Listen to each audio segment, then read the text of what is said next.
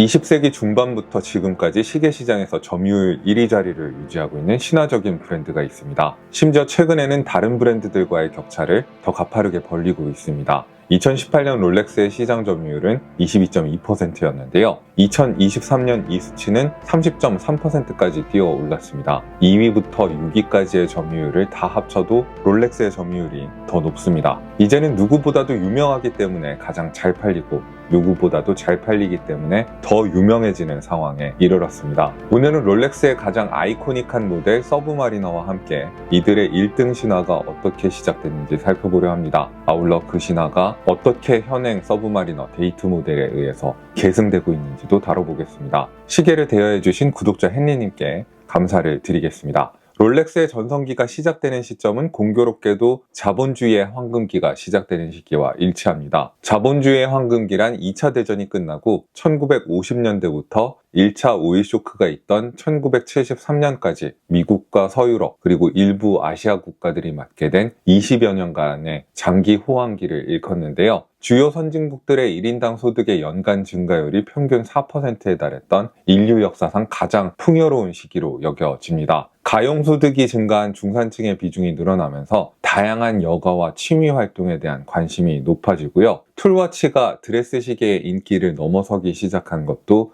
이 즈음입니다. 다양한 스포츠와 아웃도어 활동이 중산층의 라이프 스타일의 일부로 자리 잡으면서 사람들은 화려하게 마감된 전통적인 드레스 시계보다 실용적인 기능과 내구성을 가진 툴워치에 더 매력을 느끼게 됐습니다. 지금도 명맥을 이어가고 있는 수많은 전설적인 툴워치들이 1950년대에 태어나 사랑을 받았습니다. 우선 비행기 여행이 일반화되고 개인 비행기를 소유하는 사람들이 늘어나자 1954년 네비타이머라는 항공시계가 탄생할 수 있었습니다. 모터스포츠와 각종 기록 경기에 대한 관심이 높아지자 1957년 스피드마스터라는 레이싱 크로노그래프가 등장하게 됩니다. 그리고 해양 탐험에 대한 대중의 관심이 높아지고 스쿠버 다이빙의 취미 활동으로 인기를 끌게 되자 1953년 오늘의 주인공 서브마리너가 출연했습니다. 1950년대가 롤렉스 전성기의 시작점으로 여겨지는 이유는 바로 이 시기에 익스플로러 서브마리너 GMT 마스터라는 육해공 툴워치가 연달아 출시됐기 때문입니다. 이들의 성공을 통해서 롤렉스가 최고의 기술력을 가진 브랜드라는 이미지를 굳힐 수 있었습니다. 그 중에서도 가장 성공적인 모델이 서브마리너였습니다. 롤렉스의 서사에 따르면 서브마리너는 브랜드의 연이은 세계 최초 업적의 궁극적 결실입니다. 즉 1926년에 세계 최초의 방수 손목 시계로 오이스터 케이스를 개발한 데 이어서 1931년 세계 최초의 오토매틱 무브먼트를 개발했고 끝내 1953년 세계 최초의 현대적 다이버 시계를 만들었다는 것입니다. 멋진 이야기이지만은 사실관계로만 평가한다면 이 서사에는 몇 가지 문제점이 있습니다. 우선 방수 손목 시계는 롤렉스에 앞서 1911년에 보겔이나 15년에 테반스, 18년에 드폴리어 같은 워치메이커에 의해서 시도된 바가 있습니다. 오이스터 방수 케이스를 정말 롤렉스가 개발했다고 할 수 있는지도 애매합니다. 3피스 구조는 보겔의 방수 케이스를 거의 그대로 가져온 것이고 스크루다운 크라운은 1925년 폴 페라그와 조르주 페레가 낸 특허의 사용권을 한스 윌드로프가 사온 것이기 때문입니다. 물론 방수 케이스를 상업적으로 가장 성공시킨 건 롤렉스였고 많은 시계 브랜드들이 롤렉스와 같은 방식으로 방수시계를 만들면서 오이스터 케이스는 방수시계의 표준이 됐습니다. 롤렉스는 여전히 세계 최초의 방수시계는 자기네들 작품이라고 광고를 하고 있는데요. 롤렉스 이전의 방수시계 메이커들이 다 망해버렸기 때문에 이건 시비를 걸 사람도 없습니다. 세계 최초의 오토매틱 무브먼트도 롤렉스에 앞서서 1923년 존 하우드라는 인물에 의해서 먼저 발표됐습니다. 다만 하우드의 와인딩 시스템은 무게추가 180도 범위 안에서 움직이는 해머 방식이라서 와인딩 효율이 좋지 않았습니다. 롤렉스의 업적은 360도로 회전하는 현대식 로터를 도입한 것입니다. 이처럼 방수시계도 그렇고 오토매틱 무브먼트도 그렇고 롤렉스의 방식은 세계 최초는 아니지만 지나고 나면은 표준이 되어 있는 것들이 많습니다. 롤렉스는 세계 최초의 오토매틱 시계 마케팅을 하다가 원작자 하우드의 항의를 받은 뒤로는 세계 최초의 퍼페추얼 와인딩 시계라거나 로터 와인딩 시계라는 식으로 표현을 수정하게 됩니다. 세계 최초의 현대적인 다이버 시계라는 주장도 불랑판과의 다툼이 있습니다. 이 건은 롤렉스에게 사실 승산이 있어 보이는데요. 이미 1등인데 다른 브랜드랑 싸울 필요가 없다고 판단해서인지 요즘은 세계 최초의 100m 방수 다이버 시계라는 식으로 홍보를 하기도 합니다. 어쨌거나 롤렉스는 오이스터 케이스의 방수 성능을 100m까지 끌어올리고 잠수 시간을 잴 수 있는 회전식 베젤과 커다란 야광 인덱스가 적용된 다이얼을 매칭해서 현대적인 의미의 다이버 시계인 서브마리너를 개발했습니다. 그 앞의 역사에는 다소 논란이 있다고 하더라도 서브마리너는 당시 롤렉스의 모든 기술 혁신의 집약체였고 방수 성능으로 보나 정확도로 보나 판매량으로 보나 당대의 다이버 시계 경쟁에서 가장 앞서 나가는 시계였습니다. 이 시계를 통해서 롤렉스는 논쟁의 여지 없는 방수 시계 1인자 자리를 굳히게 됩니다. 이후에 만들어지는 모든 다이버 시계들은 서브마리너를 참고했다고 해도 과언이 아닐 정도로 서브마리너 역시 다이버 시계의 표준으로 등극합니다. 노골적인 카피 모델도 난립해서 역사상 가장 많이 복제된 시계 디자인이라는 우픈 칭호도 얻습니다.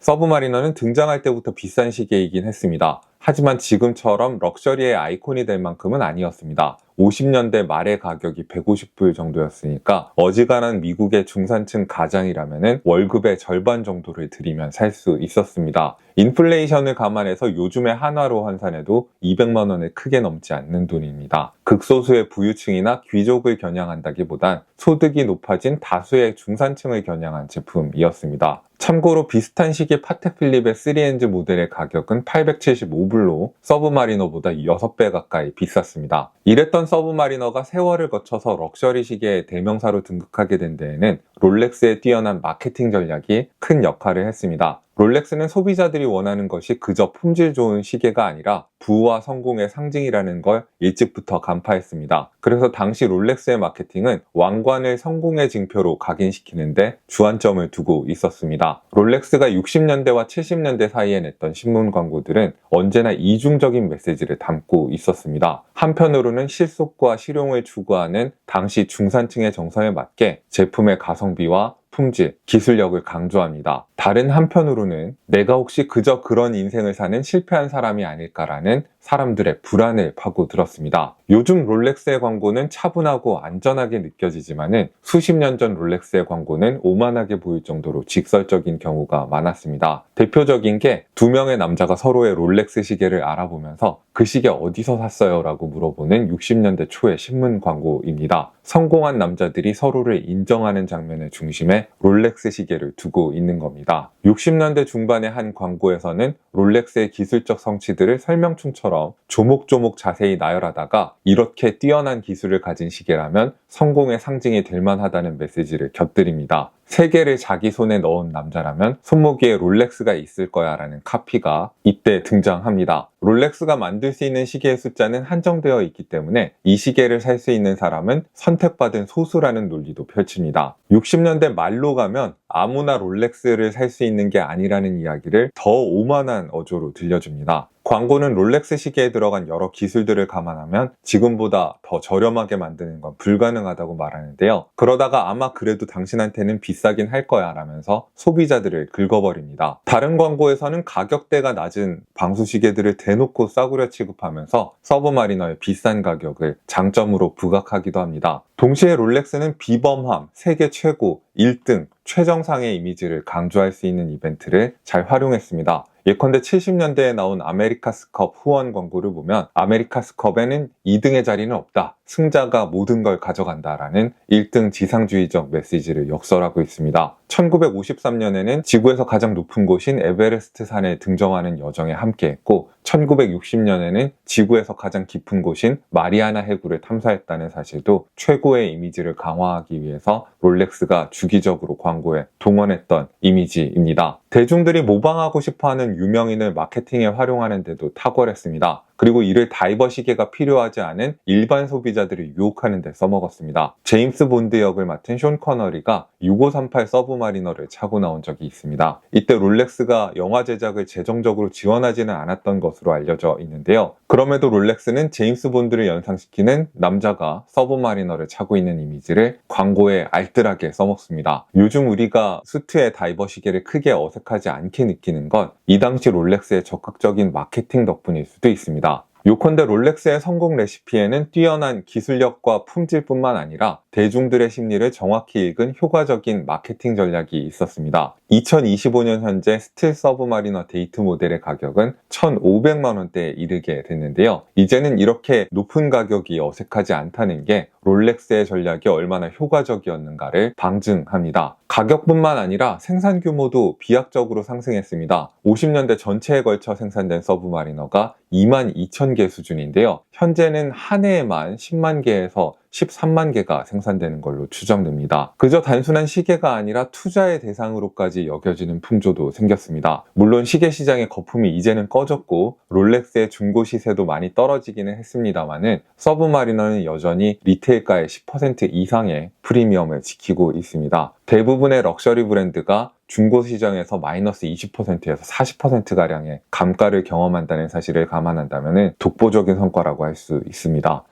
등장 당시의 서브마리너는 혁명적인 시기였지만 출시 이후 70여 년의 세월 동안 급진적이기보다는 점진적인 변화를 겪었습니다. 메르세데스 벤츠는 1954년부터 쓰기 시작했고요. 1959년부터 사이즈가 37mm에서 40mm로 커지고 크라운 가드를 달기 시작했습니다. 1969년에는 날짜 기능이 있는 모델이 등장하고요. 1979년부터 일부 모델을 시작으로 사파이어 크리스탈과 현대적인 단방향 회전 베젤을 장착합니다. 1984년에는 야광 인덱스의 테두리가 화이트 골드 소재로 업그레이드 되고요. 88년에는 케이스와 브레이슬릿의 소재가 316L 스틸에서 내부 식성과 광택이 더 나은 904L 스틸로 바뀝니다. 세라크롬 베젤과 슈퍼 케이스 디자인은 2010년에 도입됐고요. 그간 방수 성능은 두 번에 걸쳐 업그레이드가 됐습니다. 처음에는 100m 방수 성능에 불과했지만은 1955년에 200m, 1989년에는 300m로 올라갑니다. 서브마리너의 진화의 정점에 있는 현행 모델 126610LN은 2020년에 처음 등장했습니다. 직전 세대랑 비교하면 도대체 뭐가 달라진 건가 싶을 정도로 마이너한 변경만 적용됐는데요. 그럼에도 공개 당시에 적자는 논란이 있었던 이유는 케이스 직경이 공식 스펙상으로 40mm에서 41mm로 커졌기 때문이었습니다. 그런데 이 논란은 롤렉스가 실측 사이즈를 제대로 공개했다면 있을 필요가 없었던 것입니다. 이전 세대는 40mm라고 했지만은 실측해보면 40.2mm가 나왔고요. 현행 서브마리너는 41mm라고 하지만은 실측해보면 40.5mm입니다. 실측으로는 9모델과 0.3mm 차이밖에 없는 거예요. 러그2 러그 길이도 48mm로 똑같고 두께만 12.3mm로 0.2mm가량 얇아졌습니다. 사이즈 변화는 너무 미묘해서 무시해도 좋은 수준입니다. 사실 사이즈보다 더 변화를 준 건 전체적인 케이스의 비례감이었습니다. 이전 세대의 슈퍼 케이스는 러그가 뚱뚱해서 서브마리너가 우아함을 잃었다는 비판이 있었는데요. 그래서인지 현행은 러그를 좀 더 날렵한 선으로 테이퍼 다운이 되게끔 다시 설계했습니다. 거기에 맞춰서 크라운 가드도 조금 더 다이어트를 시켰고요. 이 부분에 대해서는 서브마리너가 예전의 날렵함과 우아함을 어느 정도는 찾은 것 같다는 호평이 많았습니다. 다만 문제는 러그가 얇아진 만큼 그 공간을 채우기 위해서 러그의 폭이 21mm로 늘어나 버렸다는 것입니다.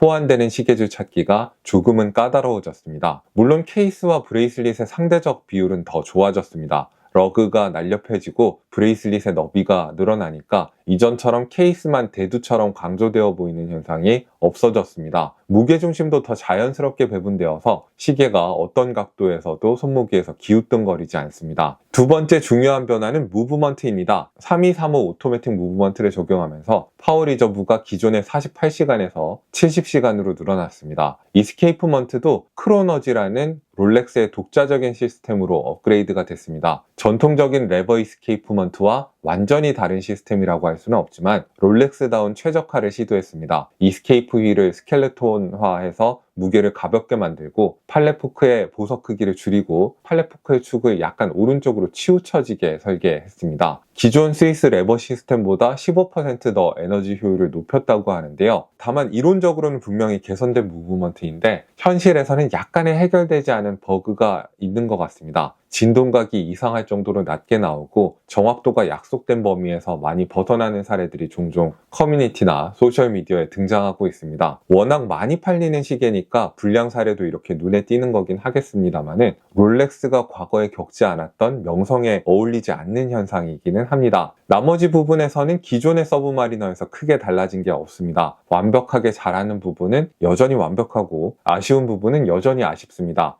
아쉬운 부분이 있다고 해도 현존하는 가장 완성도 높은 다이버 시계인 건 여전합니다. 롤렉스의 베젤은 시중의 다이버 시계 가운데 가장 완벽한 것입니다. 이 병뚜껑 엣지 스타일의 베젤은 너도 나도 따라하고 있지만은 이걸 딱 잡기 좋으면서도 기분 나쁘지 않게, 날카롭지 않게 구현한 브랜드는 많지 않습니다. 어떤 유격도 없이 정확한 클릭감을 자랑하는 베젤 액션도 마찬가지입니다. 너도 나도 따라하려고 하지만은 이 정교한 120 클릭음을 제대로 따라하는 브랜드는 손에 꼽을 정도입니다.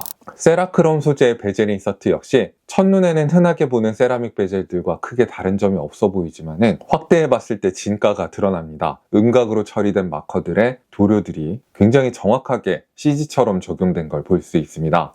스크루다운 크라운도 롤렉스가 가장 진보한 시스템을 갖고 있습니다. 많은 시계들이 크라운을 잠글 때 수동 감기가 계속 진행되어서 불편한 느낌을 주는데요. 롤렉스의 크라운은 크라운을 잠글 때 수동 감기 메커니즘과 확실히 분리되도록 설계가 되어 있습니다. 스틸 브레이슬릿은 유격이 거의 없는 탄탄한 짜임새와 적당한 두께감을 통해서 기분 좋은 실체감과 착용감을 선사합니다. 클래스프의 완성도는 다른 브랜드가 모방할 수 없는 수준입니다. 모양은 어떻게 따라한다고 해도 클래스프를 열고 닫을 때의 기분 좋은 묵직함과 안정감까지 제대로 따라한 경우는 아직 없습니다. 그 어떤 푸셔나 레버도 달려있지 않은데도 열고 닫는데 불편함이 없다는 게 참 대단하다는 생각이 듭니다. 도구 없이 미세 길이 조정이 가능한 글라이드 락 시스템도 직관적이면서 조작감까지 좋습니다. 케이스의 마감은 정면은 브러쉬, 측면은 폴리시라서 별로 어려운 시도를 한 것 같지 않은데 은근 완성도가 높습니다. 완전히 칼각이라고 할 정도로 케이스의 윤곽이 분명해서 선명한 인상을 주면서도 만져보면 불쾌할 정도로 날카로운 구간이 없습니다. 게다가 폴리시된 측면은 완전한 평면이 아닌데도 빛이 완벽에 가까울 정도로 고르게 퍼진다는 특징이 있습니다. 그래서 롤렉스 시계는 사설에서 야매로 폴리싱을 하면은 마감이 달라지게 되고 바로 티가 납니다. 다이얼에도 어려운 시도는 없지만은 그래서 실수가 있는 경우도 잘 없습니다. 화이트 골드 소재의 테두리를 두른 야광 인덱스부터 살짝 곡면이 들어간 메르세데스 시분침까지 실수 없이 깔끔하게 들어가 있습니다.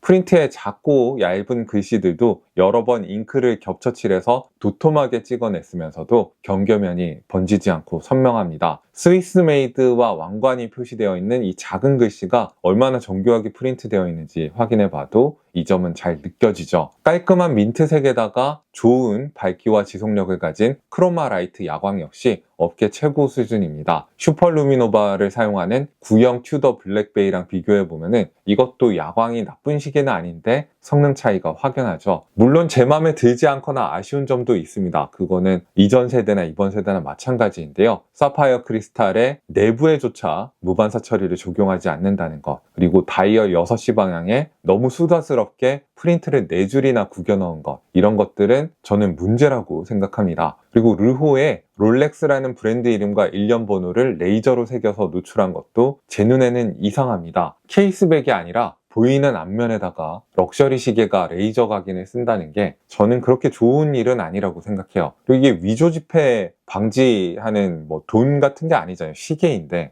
날짜창 돋보기도 이게 롤렉스의 아이덴티티라고 말씀하시는 분들도 많지만 가장 아름다운 솔루션은 아니라고 생각합니다.